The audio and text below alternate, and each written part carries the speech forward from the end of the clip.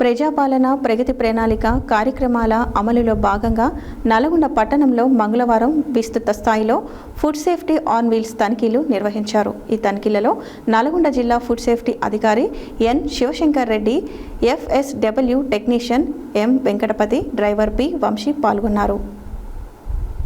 ప్రజాపాలన ప్రగతి ప్రణాళిక కార్యక్రమాల అమలులో భాగంగా నల్గొండ పట్టణంలో మంగళవారం విస్తృత స్థాయిలో ఫుడ్ సేఫ్టీ ఆన్ వీల్స్ తనిఖీలు నిర్వహించారు.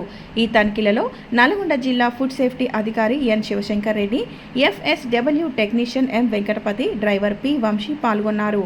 RP రోడ్, DEO కార్యాలయం పరిసరాలు, DVK రోడ్, సాగర్ రోడ్ ప్రాంతాలలోని స్ట్రీట్ ఫుడ్ సెంటర్లు, పండ్ల వ్యాపారులు, హోటళ్లు, రెస్టారెంట్లు, బేకరీలు, స్వీట్ షాపులు, ఫ్రూట్ జ్యూస్ సెంటర్లు, టీ స్టాల్స్, కెఫేలు, మండీలలో తనిఖీలు చేపట్టారు.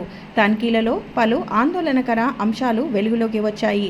కొంతమంది వ్యాపారులు చికెన్, మటన్ వంటి మాంసాహార పదార్థాలను సరైన లేబులింగ్ లేకుండా, యూజ్ బై డేట్ నమోదు చేయకుండా ఫ్రిడ్జ్లలో నిల్వ చేసినట్లు గుర్తించారు.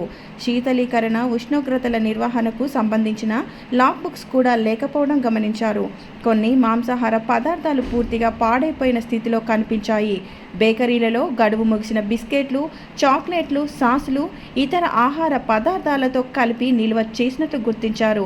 ఆహార భద్రత నిబంధనలకు విరుద్ధంగా నిల్వ చేసిన ఈ పదార్థాలను అక్కడికక్కడే నిర్వీర్యం చేశారు.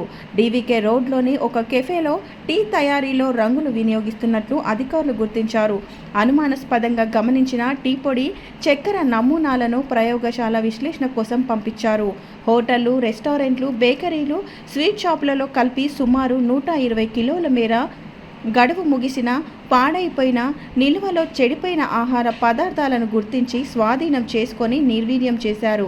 వీటిలో చికెన్, మటన్, మంచూరియా, తయారు చేసిన చికెన్ వంటకాలు, బిస్కెట్లు, చాక్లెట్లు, బియ్యం, నూడిల్స్, సాసులు, ఫుడ్ కలర్స్, టీ పొడి, చక్కెర, నిమ్మ ఫ్లేవర్లు తదితర పదార్థాలు ఉన్నాయి.